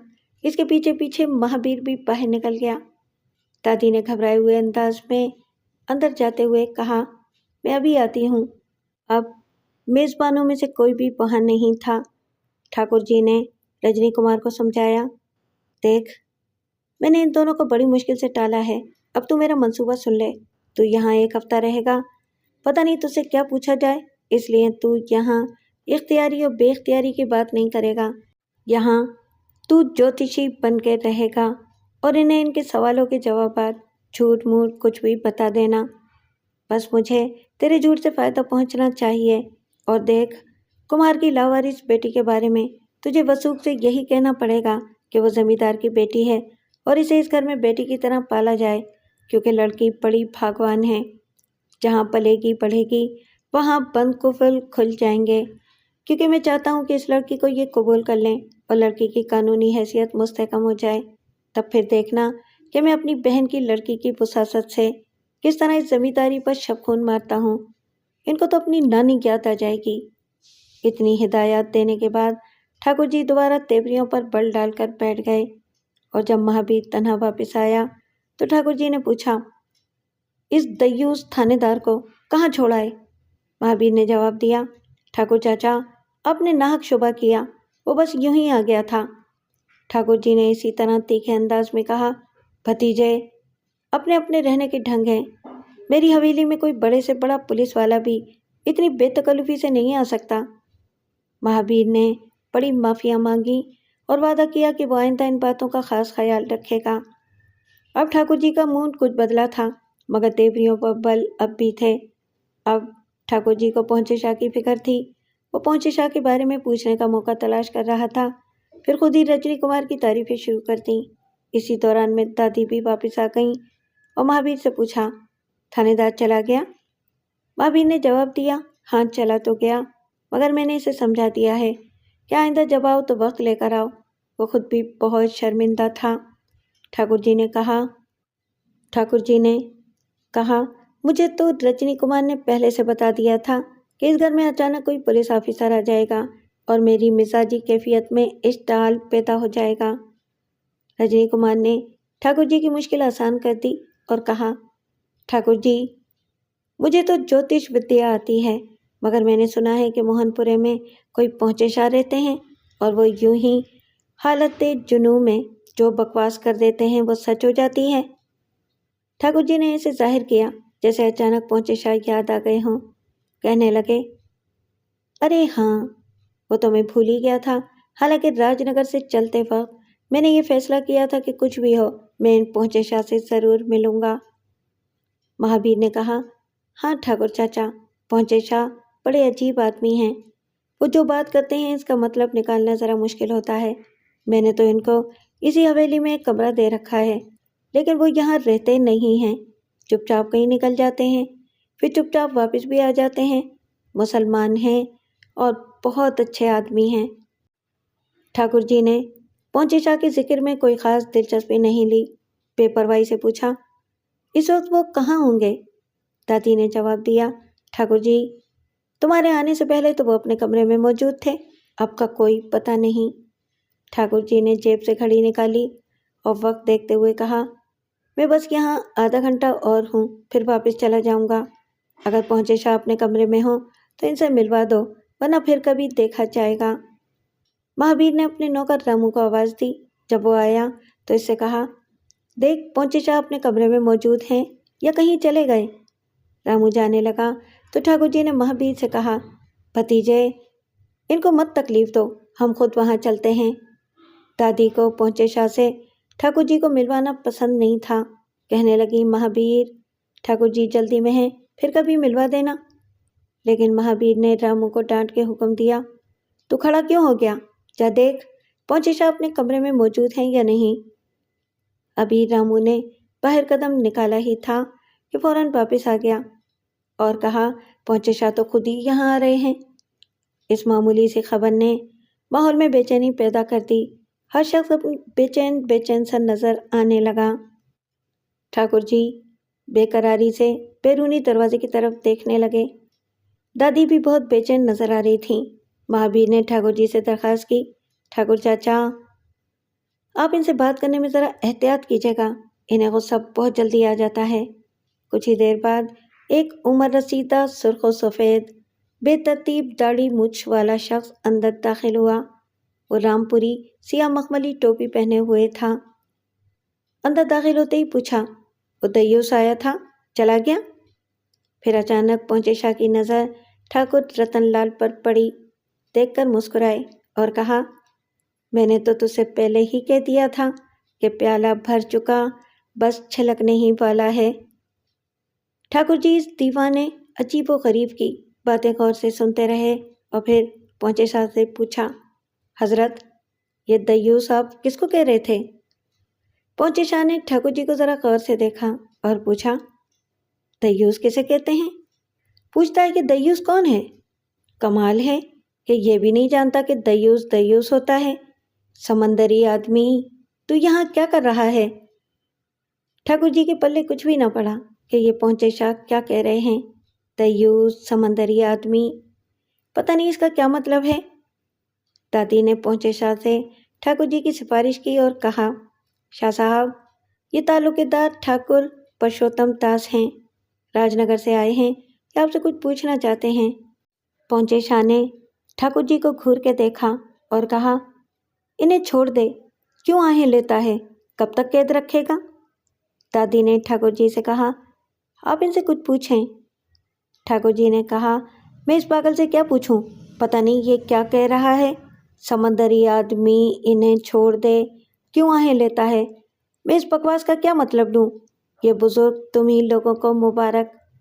अचानक पहुंचे शाह ने फलों में से एक केला उठा लिया और इसे छीलकर ठाकुर जी को दिखाया। ठाकुर जी, केला रहे अकेला। केला तो पहुंचे शाह ने खा लिया और फिर रट लग गई, केला रहे अकेला, केला रहे अकेला। और फिर ठाकुर रतनलाल की ठोड़ी पकड़ ली और कहा, सपूलिए, प्याला भर चुका, बस छलकने की देर है। महावीर की माँ पहुंचे शाह की आवाज़ सुनकर दरवाजे की आड़ में आकर खड़ी हो गई। पहुंचे शाह खुद भी वहीं पहुंच गए। पूछा, डरती है? किससे डरती है? महावीर की माँ ने पीछे हटते हुए आहिस्ता से कहा, शाह जी, मेरे बेटे को बचा लो। पहुंचे शाह ने बुड़बुड़ाना शुरू किया, उड़ो भंबेरी, सावन आया, उड़ो भंबेरी, सावन आया, उड़ो भंबेरी, सावन आया। पहुंचे शाह के पीछे महावीर भी आ गया और माँ से पूछा, आपने इनसे कुछ पूछा था? माँ ने आहिस्ता से कहा, मैंने इनसे दरख्वास्त की थी कि मेरे बेटे को बचा लो। जवाब में शाह जी रट लगाए हुए हैं, उड़ो भंबेरी, सावन आया। महावीर ने माँ को समझाया, शाह जी ने हमें खुशखबरी सुना दी कि मुझे कुछ नहीं होगा और हमारे लिए अब सावन का मौसम आ चुका है। पहुंचे शाह बुड़बुड़ाते हुए चले गए, उड़ो भंबेरी, सावन आया। वो सब खामोश अपनी अपनी जगह मालूम नहीं क्या सोच रहे थे, मगर अब इनके कानों में बस यही गूंज रहा था, उड़ो भंबेरी, सावन आया। महावीर अपनी जगह दोबारा बैठ गया। कुछ देर बाद ठाकुर जी ने दादी से कहा, अम्मा जी, ये तो बिल्कुल ही पागल है, कभी कुछ कहता है और कभी कुछ। मुझे तो ऐसा लग रहा है कि ये शख्स कुछ पहेलियां छोड़कर चला जाता है और आप लोग इन्हें बूझते रहते हैं। दादी ने ठाकुर जी को समझाया, ठाकुर जी, शाह साहब की शान में गुस्ताखी ना करो, पता नहीं इन्हें कब गुस्सा आ जाए और तुम्हारे हक में बद्दुआ कर दें। ठाकुर जी ने जवाब दिया, मुझे इस पागल ने ज़रा भी मुतासिर नहीं किया। मुझे इससे मिलकर ये दुख पहुंचा कि मैं इस दीवाने से मुलाकात करने के लिए यहाँ तक क्यों आया। ठाकुर जी ने अपनी अंदरूनी कैफियत को छुपाने की बड़ी कोशिश की, मगर हकीकतन वो अंदर से बहुत परेशान था। इनके कानों में पहुंचे शाह की आवाज़ गूंज रही थी, इन्हें छोड़ दो, इनकी आहें न लो, केला रहे अकेला, समंदरी आदमी, प्याला भर चुका है, बस छलकने की देर है। सपूलिए, उड़ो भंबेरी, सावन आया। ठाकुर जी इन इशारों किरायों को खूब समझ रहे थे और अंदर से वो दहल गए थे, मगर दूसरों पर यही जाहिर कर रहे थे कि पहुंचे शाह से मिलकर कुछ मज़ा नहीं आया। ठाकुर जी ने दादी से कहा, अम्मा जी, अब मैं जाऊंगा, जिंदगी रही तो फिर हाजिरी दूंगा। महावीर ने रस्मन रुकने की दरखास्त की, जिसे ठाकुर जी ने महावीर के सर पर हाथ फेर के मुस्तरद कर दिया और कहा, भतीजे, अब जब कभी आऊँगा तो एक हफ्ता इस हवेली में रहूँगा। अभी ये लोग बाहर नहीं निकले थे कि बाहर से चीखने चिल्लाने की आवाज़ें आने लगीं। ये लोग घबरा के बाहर निकले तो देखा कि पहुंचे शाह ठाकुर जी के आदमियों से लड़ झगड़ रहे हैं। वो इन सब पर चीख चीख कर इल्ज़ाम लगा रहे थे। ये सब दయ్यूस हैं, सब दయ్यूस हैं, मुझे उठाने आए हैं, मुझे ज़बरदस्ती ले जाएंगे। ठाकुर जी ने ये आवाज़ें सुनी तो घबरा गए और अपनी घबराहट को छुपाने के लिए कहा, मैं कहता हूँ कि इसे कौन पहुँचे शाह कहता है, पता नहीं अब क्या बुलबुला रहा है। महावीर ने कहा, मुझे खुद हैरत है कि शाह साहब आज कुछ ज़्यादा बोल रहे हैं। ठाकुर जी अपने भतीजे रतनलाल और रजनी कुमार के साथ पहुँचे शाह के पास पहुँचे। उन्होंने एक हाथ से तो मिश्रा जी का गिरेबान पकड़ रखा था और दूसरे हाथ से जोधा का गिरेबान। प्रभु के एक पाँव को अपने पाँव से दबा रखा था और फिर जैसे ही उन्होंने ठाकुर जी को देखा, चिल्लाना शुरू कर दिया, इनको तूने उठाने का हुक्म दिया है? ये मुझे उठाएं तो सही, देखना कैसा मज़ा चखाऊंगा। ठाकुर जी ने गुस्से में पहुंचे शाह को हुक्म दिया, पागल, मेरे आदमियों को छोड़ दे, क्या मैं पागल हूँ जो तुझ जैसे पागल को उठवाऊंगा? पहुंचे शाह ने तीनों को छोड़ दिया और अकेला अकेला रहे अकेला कहते हुए कहीं गायब हो गए। ठाकुर जी ने अपने आदमियों से कहा, चलो फौरन वापस चलते हैं। महावीर ने माजरत की, ठाकुर चाचा, अपने शाहजी आज कुछ ज़्यादा ही बोल रहे हैं, इनकी तरफ से मैं आपसे माफ़ी मांग रहा हूँ। ठाकुर जी ने कहा, मुझे अफसोस तो ये है कि मुझे इस पागल से मिलने का इश्तियाक था। रजनी कुमार ठाकुर जी की शेवलेट का दरवाज़ा खोल के खड़ा हो गया तो महावीर ने ठाकुर जी से कहा, ठाकुर चाचा, आपने रजनी कुमार को एक हफ्ते के लिए छोड़ देने का वादा किया था, मगर ये तो आपके साथ जा रहा है। ठाकुर जी ने अपने हफ्ते पर जोर दिया और कहा, शायद मेरी कुंजियों का गुच्छा अंदर फलों के पास रह गया है, ज़रा इसे मंगवा दे। महावीर खुद भागा भागा अंदर पहुंचा। इस दौरान में ठाकुर जी ने रजनी कुमार को समझाया, तू एक हफ्ते के लिए यहीं रुक जा और इस पागल के बारे में ये जानने की कोशिश कर कि क्या इसकी मौत मेरे हाथों लिखी है। रजनी कुमार ने कहा, ठाकुर जी, यह आदमी तो खतरनाक लगता है। ठाकुर जी ने गुस्से में कहा, अरे ये क्या कह दिया तूने? ये पागल और खतरनाक किसी उल्टी सीधी बातें कर रहा है। और हाँ देख, इन 7 दिनों में तू इन सबको अपनी बेसरोपा पेशगोइयों से डराने की कोशिश कर कि ये लोग इस पागल से बदजन हो जाएं। रजनी कुमार चुप हो गया। महावीर तेज तेज कदमों से चलता हुआ वापिस आया और कहा, ठाकुर चाचा, फलों के पास तो कुंजियों का कोई गुच्छा नहीं। ठाकुर जी ने कोट की जेब में हाथ डाला और गुच्छा निकाल लिया। भतीजे, मैं वाकई सटिया गया हूँ कि कुंजियों का गुच्छा अपनी जेब में रखा है और तुझसे फलों के पास तलाश करवा रहा हूँ। और रजनी कुमार से कहा, जा, तुझे एक हफ्ते यहीं महावीर के पास रहना है और इन सबको अपनी ज्योतिष विद्या का जादू दिखाना है। रजनी कुमार शेवलेट के पास से हटके महावीर के पास चला गया। महावीर ने रजनी कुमार का हाथ पकड़ लिया और कहा, देख भाई रजनी कुमार, अब तुझे एक हफ्ता हमारे साथ रहना है। सारे लठेत दोनों जीपों में बैठ गए और फिर ये काफिला राजनगर की तरफ रवाना हो गया। ठाकुर जी ने अपनी शेवलेट में मिश्रा जी और ठाकुर रतनलाल को बिठा लिया था।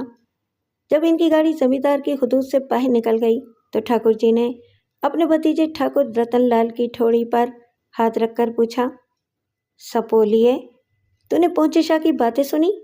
वो तुझे सपोलिया क्यों कह रहे थे? ठाकुर रतनलाल ने दिलेरी से जवाब दिया, ये तो आपने पहुंचे शाह से ही पूछा होता, मैं तो इनकी एक बात का भी मतलब नहीं समझ सका। ठाकुर जी ने मायनाखेज लहजे में कहा, कोठी पर चल, मायने तो तुझे मैं समझाऊंगा। रतनलाल ने कहा, क्या मुसीबत है चाचा जी, वहाँ तो आप ये कह रहे थे कि वो पागल है, बकवास करता है, और अब आप मुझे सपोलिया कह रहे हैं। आपने इस पागल की बातों पर यकीन कर लिया। ठाकुर जी ने कहा, वो पागल नहीं है, वो वाकई पहुँचे शाह है। इसने तो मेरी आंखें खोल दी। मैं इसकी बातों पर अमल करूँगा और पहल तुझसे होगी। ठाकुर रतनलाल ने कहा, चाचा जी, मैं तो यहाँ से जा रहा था, आपने खुद ही रोक लिया। ठाकुर जी ने मिश्रा जी से पूछा, इसने तुम तीनों का? लेकिन ठाकुर जी ने किसी मसले से खामोशी इख्तियार की और मिश्रा जी से कुछ भी नहीं पूछा। कोठी पर पहुंचने के बाद ठाकुर जी ने सभी को मुंतशिर कर दिया और ठाकुर रतनलाल से कहा, अब तू कुछ आराम कर ले, तुझसे फिर बात होगी। रतनलाल कुछ कहे सुने बगैर कहीं चला गया। कोठी में फक्कू और ठुकराइन ने ठाकुर जी की पेशानी पर शिकने देखी तो दोनों ने समझ लिया कि मामला कुछ गड़बड़ है और ठाकुर जी किसी बात पर नाराज हैं। ठाकुर जी ने फक्कू से पूछा, मेरे पीछे यहाँ कोई आया था? फक्कू ने जवाब दिया, थानेदार ने पैगाम भेजा था कि इलाहाबाद के कमिश्नर से मिल लें। ठाकुर जी ने निहायत गुस्से की हालत में पूछा, ये पैगाम कौन लाया था? कोई सिपाही या कोई दूसरा थाने का आदमी? फक्कू ने जवाब दिया, आदमी तो पत्तूलाल जी का था, मगर संदेशा थानेदार ने भिजवाया था। ठाकुर जी ने अपनी ख्वाबगाह की तरफ जाते हुए कहा, थोड़ी देर में ऊपर आके हाथ पांव दाब देना, बहुत दर्द कर रहे हैं। जब ठाकुर जी ऊपर जाने लगे तो सामने से ठुकराइन नमूदार हुई। पूछा, क्या बात है ठाकुर जी, बहुत गुस्से में लगते हो? ठाकुर जी ने ऊपर जाते हुए कहा, थोड़ी देर के लिए ऊपर आ जाना, कुछ बातें करनी हैं। ठाकुर जी ने ऊपर जाके कपड़े तब्दील किए और मसेरी पर लेट गए। इनके कानों में पहुंचे शाह की आवाज़ मुसलसल गूंज रही थी। ठुकराइन तभी कदमों अंदर दाखिल हुई तो ठाकुर जी को इनकी आमद का एहसास हो गया। फौरन करवट बदल ली। ठुकराइन को सामने देखकर उठ बैठे और गुस्से में ठुकराइन से कहा, ठुकराइन, तूने कुछ सुना? पहुंचे शाह रतनलाल को सपूलिया कह रहे थे। ठुकराइन ने पूछा, सपूलिया? क्यों कह रहा था? ठाकुर जी बिफर गए। अजीब नाहंचार कमकल औरत है, वो रतनलाल को सपूलिया कह रहे थे। ठुकराइन ने कहा, तो इसमें इतना गुस्सा करने की क्या बात है? ठाकुर जी को और ज़्यादा गुस्सा आया। अरे बेवकूफ़ औरत, तू बात समझती क्यों नहीं? पहुंचे शाह रतनलाल को इसलिए सपूलिया कह रहे होंगे कि हम रतनलाल को दूध पिला पिला के तंदुरुस्त और तवाना कर रहे हैं। ठुकराइन ने कहा, ठाकुर जी, तुम तो पहुंचे शाह को लेने गए थे, फिर लाए क्यों नहीं? ठाकुर जी ने झुंझुलाए लहजे में जवाब दिया, मैं इस संकी बावले को किस तरह ले आता? वो अपने हत्थे ही नहीं चढ़ा, वरना ज़रूर ले आता। ठुकराइन ने पूछा, उन्होंने कोई काम की बात बताई?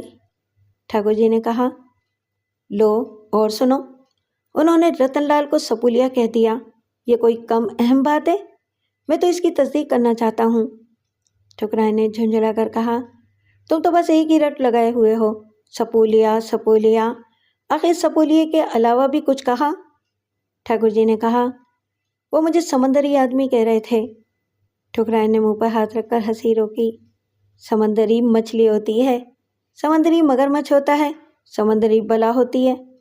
समंदरी आदमी तो पहली बार सुना है। तुम इनमें से क्या हो? ठाकुर जी ने कहा, अच्छा तू इस वक्त जा, यूं ही दिमाग में भरम चढ़ गया है, तेरी बातों से मेरा दिमाग फट जाएगा। इसी दौरान में फक्कू भी वहाँ पहुँच गया। ठाकुर जी ने ठुकराइन को हुक्म दिया, अब तो नीचे जा और मुझे फक्कू से हाथ पांव तपाने दे। ठुकराइन बुड़बुड़ाती हुई चली गई। पहुंचे शाह ने कुछ और बताया होगा, तुम मुझसे छुपा रहे हो। ठुकराइन के जाते ही ठाकुर जी दोबारा लेट गए और हुक्म दिया, बड़ा दर्द है, जरा जोर लगा के दबा। फक्कू ने शाना दबाते दबाते कहा, ठाकुर जी, आज आप बहुत थके हुए मालूम होते हैं। ठाकुर जी ने कहा, कुछ देर बाद जब जिस्म दबा चुकना तो मेरे पास मिश्रा जी, प्रभु और जोधा को ले आना, इन तीनों से कुछ बात करनी है। फक्कू ने हमदर्दी जताई, इन तीनों को आपने पहले तो कभी यहाँ बुलवाया नहीं, अब इस वक्त यहाँ आएंगे तो क्या सोचेंगे? ठाकुर जी ने तिनक कर कहा, क्या कहेंगे? इनकी मजाल कि वो मुझसे कुछ पूछें। फक्कू ने दोनों शाने पकड़ रखे थे। आहिस्ता से कहा, ठाकुर जी, ये आपकी आराम करने की जगह है। अगर यहाँ जोधा और प्रभु जैसे लोग आने लगे तो इनके तो दिमाग खराब हो जाएंगे। पुराना माने आपकी इज्जत कम हो जाएगी। ठाकुर जी ने दोनों शाने छुड़ा लिए और पलट के फक्कू से पूछा, क्या बकता है? फक्कू ने पीछे हट के ठाकुर जी का जूता उठाया और सर झुका के बैठ गया। इस जूते से मेरी खूब पिटाई करें, गिन के 100 लगाएं, मगर मैं फिर भी यही कहूँगा कि जोधा और प्रभु जैसों को इस खास कमरे में ना बुलाएं। आखिर ठुकराई की शान भी तो कोई चीज़ है। ठाकुर जी नरम पड़ गए। जूते को वहीं रख दे, हाथ धो के मेरे शाने दबा। फक्कू जूता रख के हाथ धोने चला गया। जब वापस आया तो ठाकुर जी बिल्कुल नरम पड़ चुके थे। तू ठीक कहता है, मुझे किसी को भी अपनी खाबका में बुलाना नहीं चाहिए, रजनी कुमार को भी नहीं। फक्कू रो रहा था। ठाकुर जी, आपकी आन पान और शान कम हो, ये तो मैं बर्दाश्त ही नहीं कर सकता। ठाकुर जी ने कहा, मैं तो मिश्रा जी जो था और प्रभु से ये मालूम करना चाहता था कि जब पहुंचे शाह ने 2 के गिरेबान और तीसरे के पांव को दबा के रोका था तो इन तीनों ने खुद को छुड़ाया क्यों नहीं और चुपचाप क्यों खड़े रहे। फक्कू ने कहा, मेरी इन तीनों से बात हुई थी, वो मोहनपुरे की बातें कर रहे थे। इसी सिलसिले में पहुंचे शाह का जिक्र किया। तीनों यही कहते थे कि पहुंचे शाह की गिरफ्त बहुत सख्त थी, जिसका पांव दबाया था। वो कहता था कि ऐसा लगता था जैसे किसी ने मजबूत हाथों से पांव पकड़ लिए। तीनों में से किसी में भी इतनी ताकत नहीं थी कि पहुंचे शाह की गिरफ्त से निकल जाता। तीनों बहुत डरे हुए थे। ठाकुर जी ने कहा, मुझे इन तीनों से यही पूछना था, अब इनको बुलाने की जरूरत नहीं है। कुछ देर के लिए दोनों खामोश हो गए। शानों के बाद फक्कू हाथ दबाने लगा और कुछ देर बाद ठाकुर जी पांव लटका के बैठ गए और हुक्म दिया, अब पांव दबा। इस वक्त ठाकुर जी गहरी सोच में थे। सोचते सोचते पूछा, फक्कू, ये अपना भतीजा रतन लाल कभी कोठी के पिछले हिस्से में भी गया है? फक्कू ने जवाब दिया, ठाकुर जी, आदमी बड़ा खोजी है, अपने सामने तो गया नहीं, हो सकता है कि कभी पहुंच गया हो। ठाकुर जी ने कहा, पहुंचे शाह कह रहे थे कि जिन्हें बंद कर रखा है इन्हें छोड़ दो, लेकिन अब अगर इन्हें छोड़ दूंगा तो काम किससे लूंगा? दूसरे वो निकलते ही मुझे बदनाम करना शुरू कर देंगे। फक्कू ने कहा, ठाकुर जी, अगर पहुंचे शाह ने कहा है तो इन्हें छोड़ दें, इसी में आपकी भलाई होगी। ठाकुर जी ने पांव खींच लिए। क्या बकवास करता है, मैं कोई तुझसे मशवरा ले रहा हूँ, जा दफा हो। फक्कू चला गया। इस रोज ठाकुर जी बहुत परेशान रहे। ठाकुर जी के कानों में पहुंचे शाह की आवाज़ गूंजती रही। इनका एक एक लफ्ज़ और एक एक जुमला ठाकुर जी को याद आता रहा। उड़ो भंवेरी सावन आया का मफहूम समझने की वो कोशिश करते रहे, मगर कोई मफहूम समझ में ना आया। उन्होंने ठाकुर जी को समंदरी आदमी कहा था, इसका मफहूम भी पल्ले न पड़ा। फिर केला रहे अकेला का मफहूम भी समझ में नहीं आ रहा था। छोटे ठाकुर को सपूलिया कहा था। ये फिक्रा भी ठाकुर जी को परेशान करता रहा। वो इस सिलसिले में ठाकुर रतनलाल से बातें करते हुए इसलिए घबराते थे कि इनके कई खतरनाक जुर्मों का वो राजदार भी था। इसे वो निकाल भी नहीं सकते थे, मरवाना भी मुश्किल था। आखिर वो किस किस को मरवाते, लेकिन वो इस सपूलिये से मुतालिक बहुत कुछ जानना चाहते थे। ठाकुर जी को शुबा था कि रतनलाल पत्तूलाल जी से भी मिल गया है और ठाकुर की जरा सी सख्त गिरी रतनलाल में जज्बाई बगावत पैदा कर सकती थी और इसके बाद ये नौजवान बहुत खतरनाक साबित हो सकता है। ठाकुर जी ने प्रभु और जोधा को भी रतनलाल से बेतकल्लुफी से मुलाकातें और बातें करते देखा था, तो ठाकुर जी को गोया इस पेचीदा मसले का हल हाथ आ गया। उन्होंने मिश्रा जी और फक्कू को भी प्रभु और जोधा के पीछे लगा दिया कि वो इन दोनों से अंदर की बातें मालूम करें। खुद इन्हें जोधा की बातों से ऐसा लगा कि वो ठाकुर रतनलाल से बेजार है और ठाकुर जी के करीब आना चाहता है। ठाकुर जी ने पहले से छोटे मोटे काम लेना शुरू कर दिए थे, जिसके नतीजे में वो खुद ब खुद ठाकुर रतनलाल से दूर और ठाकुर जी से करीब होने लगा था। ये तर्ज अमल रतनलाल की परेशानी में इजाफा करता रहा। इसकी समझ में ये नहीं आ रहा था कि वो जोधा को किस तरह मना करे कि वो ठाकुर जी को राज की बातें न बताए। अब जोधा ना तो रतनलाल से डरता था और ना इसे कोई माली मदद लेता था। इससे बिल्कुल खिंच गया था। रतनलाल प्रभु से काम लेता रहा कि वो जोधा को समझाता रहे कि अगर जोधा रतनलाल से नाराज है और इसने ठाकुर जी का कुर्ब और एतमाद हासिल कर लिया है तो ठीक है, मगर इसे अपनी ज़बान को काबू में रखना चाहिए। प्रभु बार बार जोधा को समझाता था, देख जोधा, कोई ऐसी बात नहीं होना चाहिए जिससे चचा भतीजे में जंग हो जाए। प्रभु ने कहा, ये दोनों चक्की के 2 पार्ट हैं, अगर तू इन दोनों के दरमियान आ गया तो खामखाम पिस जाएगा। जोधा ने नाराजगी से कहा, मेरा छोटे ठाकुर से कोई झगड़ा नहीं, मगर छोटे ठाकुर का ये ताना देना कि उन्होंने मुझ पर बहुत खर्च किया है, मुझे बहुत बुरा लगा। बड़े ठाकुर जी की बात कुछ और है, लेकिन छोटे ठाकुर तो अभी खुद ही तुफैली हैं। प्रभु ने कहा, छोटे ठाकुर गलती से कुछ कह गए हों तो अलग बात है, वरना वो बहुत भले आदमी हैं। जोधा ने पूरा समूह बनाया। भले आदमी? ये मैं खूब जानता हूँ कि वो कितने भले आदमी हैं।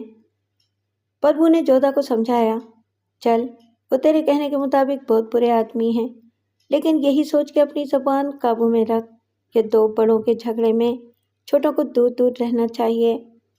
लेकिन मिश्रा जी और फक्कू दूसरी तरह बातें कर रहे थे। इन दोनों को जोधा ने कुछ भी नहीं बताया।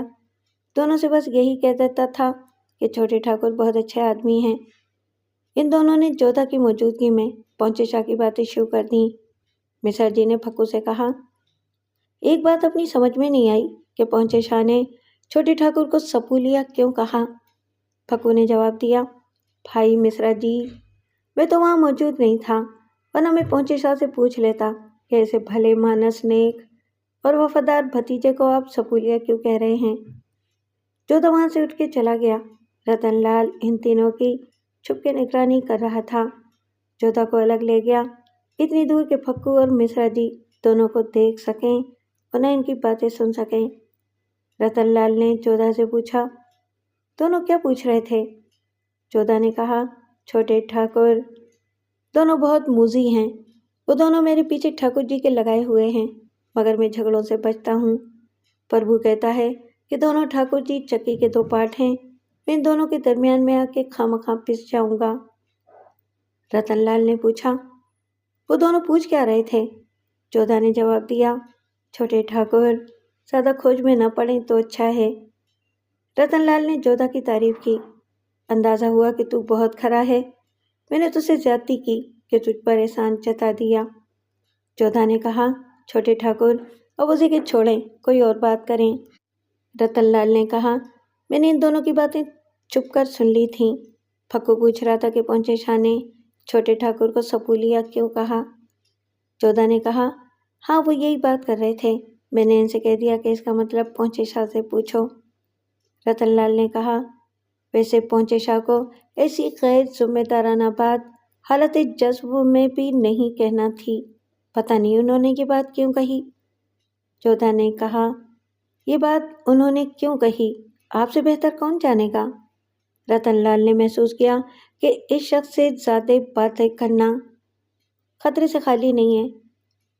उसने कहा, मैंने तेरे जैसा सच्चा और खरा आदमी नहीं देखा। जोधा ने रतनलाल को मशवरा दिया, छोटे ठाकुर है तो छोटा मुंह बड़ी बात, लेकिन मेरी बात पर गौर ज़रूर करें। यह आपका वकील साहब पत्तूलाल जी और थानेदार से ज़रूरत से ज़्यादा मेल मिलाप रखना बहुत ख़तरनाक है। रतनलाल ने कहा, मैं इन सब के बाहमी झगड़े ख़त्म करवा देना चाहता हूँ। पत्तूलाल जी माफ़िया मांग रहे हैं और इनसे जो गलतियाँ हुई हैं इनका हर्जाना भरने को तैयार हैं। वकील भी शर्मिंदा है, थानेदार भी यही चाहता है कि तीनों फिर से दोस्त हो जाएं। इसमें बुराई क्या है? जोधा ने कहा, ये बड़े लोगों की बातें हैं, बड़े लोग जाने, लेकिन मैं इतना ज़रूर जानता हूँ कि अपने ठाकुर जी लफ्ज़ माफ़ी के माने नहीं जानते। जोधा ने किसी की आहट महसूस की और चुपचाप फौरन ही रतनलाल के पास से हट गया।